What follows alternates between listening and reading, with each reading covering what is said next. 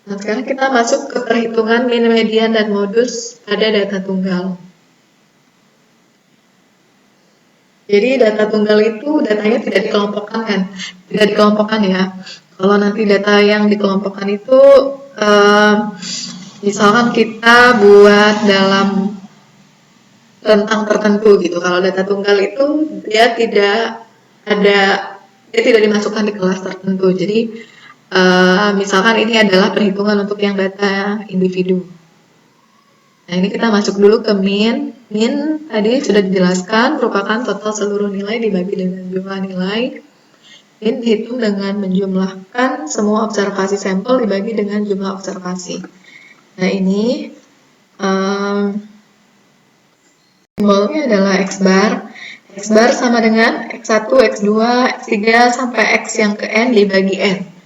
Jadi X1 observasi yang pertama, observasi kedua, observasi ketiga, sampai dengan observasi yang ke N dibagi jumlah N-nya. Atau kalau dalam notasi lain dinyatakan dalam sigma ya, sigma N I sampai N, sigma dari XI ya, dimana I-nya itu 1 sampai N dibagi N. Nah, metode untuk menghitung min, langkah pertama, tambahkan semua nilai yang diamati, lalu bagi dengan jumlah total nilai yang diamati. Ini sudah sangat paham, karena min ini juga sering kita gunakan dalam penghitungan sehari-hari. Misalkan di sini kita punya masa inkubasi hepatitis A dalam hari, lalu kita diminta untuk menghitung nilai min dari observasi tersebut. Ya, langkah pertama kita jumlahkan semua nilai pengamatan. Di sini kalau kita jumlahkan, jumlahnya adalah 125 hari. Lalu kita bagi dengan jumlah semua nilai pengamatan dengan jumlah pengamatan. Ini ada 5 pengamatan, sehingga min masa inkubasi adalah 25 hari. Kalau kita lihat dari sini, apakah ada nilai ekstrim atau outlier? Tidak ya. Jadi kalau tidak ada nilai ekstrim, 25 ini ya bisa mewakili dari 5 observasi ini gitu. Sekarang kita masuk ke median. Langkah yang pertama, kita harus urutkan dulu data pengamatan dari urutan yang paling kecil ke yang paling besar. Lalu langkah kedua, kita cari posisi median. Jadi ini posisi ya, posisi dari median dari data tersebut. Caranya bagaimana? Posisi median itu rumusnya adalah N plus 1 dibagi 2. Misalkan kalau N kita 10, berarti 10 ditambah 1 bagi 2. Berarti 11 bagi 2, 5,5. 5,5 itu berarti ada di antara pengamatan ke-5 dan ke-6. Jadi posisi mediannya itu 5 di pengamatan 5,5 gitu. Dan di sini dijelaskan kalau jumlah pengamatan ganjil, posisi median ada pada salah satu pengamatan. Tapi kalau jumlah pengamatannya genap, posisi median ada pada 2 pengamatan. Jadi maksudnya seperti ini. Misalkan jumlah pengamatan kita ganjil. Misalkan ada 5. 1, 2, 3, 4, 5. Median itu kan membagi 2 data menjadi dua bagian yang sama. Berarti posisi median kita ya ini.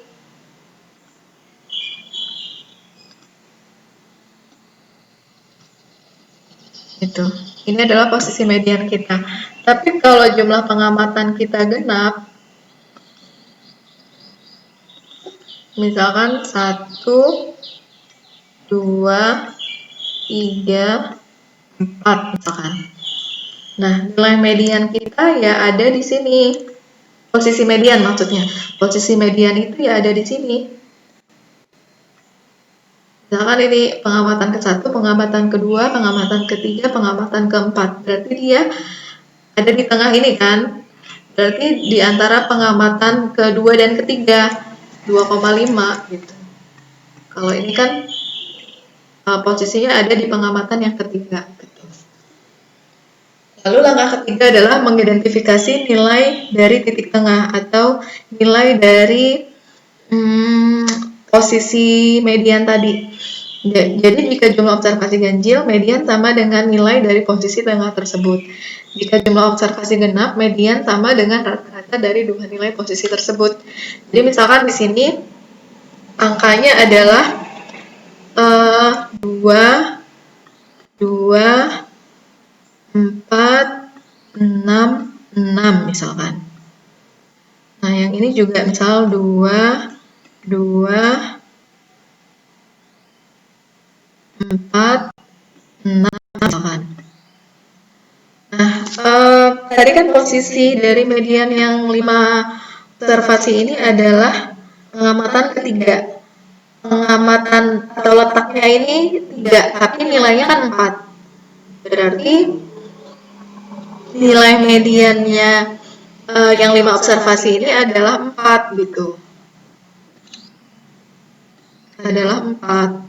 Tapi kalau yang observasinya 4, ini posisi mediannya itu kan di posisi ke 2,5. Nah, posisi 2,5 ini dapat dari mana? Nilainya bagaimana? Nilainya adalah ketika kita menjumlahkan 2 dan 4. 2 tambah 4 kan 6. 6 bagi 2 sama dengan 3. Nah, berarti posisi median untuk yang data ini adalah 3, tapi nilai mediannya adalah 4. Sementara kalau yang observasinya 4, posisi mediannya adalah 2,5, sementara nilai mediannya adalah 3 gitu. Jadi jangan kebalik antara posisi median dengan nilai median. Ini adalah contoh, carilah median dari masa inkubasi hepatitis. Masih menggunakan data yang sama. Langkah pertamanya kita harus urutkan dulu nilai pengamatan dari yang terkecil hingga yang terbesar. Ini kan datanya belum urut ya. Yang paling kecil misalkan di sini 15, lalu kita cari lagi urutannya yang setelah 15 itu apa, 22 misalkan. Sampai dengan yang terbesar. Misalkan ini urutannya. Lalu langkah yang kedua, carilah posisi median. Posisi median itu berarti datanya kan jumlahnya 5 ganjil. Kalau ganjil itu berarti dia ada di sini kan, dia ada di 3, berarti 5 tambah 1 bagi 2. 5 tambah 1 bagi 2. Berarti 3 kan, di pengamatan ketiga. Berarti posisi mediannya 1, 2, 3 di sini. Posisi mediannya adalah 3. Berapa nilainya? Nilai dari posisi ketiga itu adalah 27. Makanya di sini nilai mediannya adalah 27, tapi posisinya adalah 3. Gitu. Sekarang kita masuk ke modus. Modus, langkah pertamanya susun observasi ke dalam distribusi frekuensi. Itu kalau datanya besar ya. Tapi kalau datanya banyak, tapi kalau datanya sedikit, itu bisa kita dengan mengurutkan data dari yang terkecil hingga yang paling besar. Maksudnya supaya terlihat mana yang paling banyak distribusinya, atau mana yang paling banyak frekuensinya.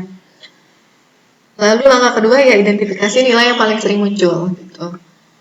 Nah, di sini contohnya jumlah dosis vaksin DPT dari 17 anak berusia 2 tahun. Ada yang 0, ada yang 1, ada yang 2, ada yang 3, ada yang 4. Tapi frekuensi dari masing-masing dosis ini bermacam-macam. Nah, kita lihat kalau 0 ada berapa? 0 itu ada 2, 1 itu ada 2, 2 itu ada 3, 3 itu ada 6, 4 itu ada berapa? Ada 4. Nah, modus itu kan yang paling sering muncul. Berarti modus dari 17 anak yang berusia 2 tahun, jumlah DPT dari 17 anak yang berusia 2 tahun adalah 3 gitu. Nah, kalau tadi kan datanya sedikit. Nah, ini contohnya datanya agak banyak nih misalkan.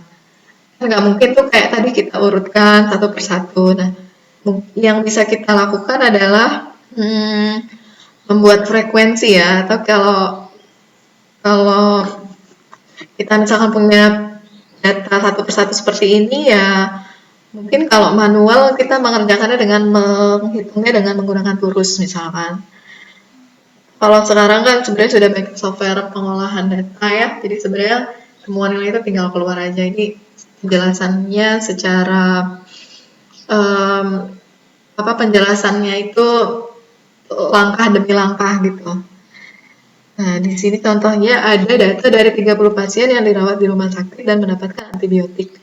Untuk variabel lama dirawat di rumah sakit, identifikasilah modusnya. Nah, kalau seperti ini datanya kan sudah diurutkan dari yang terkecil, yaitu berarti 0 dia nggak dirawat, sampai yang 49 hari dirawat. Modusnya yang mana? Ya berarti lihat aja frekuensinya mana yang frekuensinya paling besar. Di sini 5. Nah, berarti nggak ada lebih besar daripada 5. Gitu. Ya berarti modus dari modus dari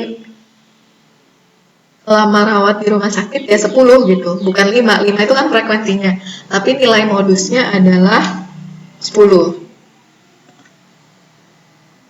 Nah, ini adalah modusnya.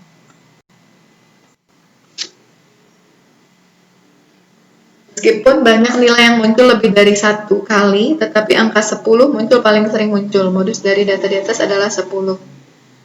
Jadi, di sini kan ada nih, banyak banget nih yang angka 1. Tapi dia bukan yang paling sering muncul.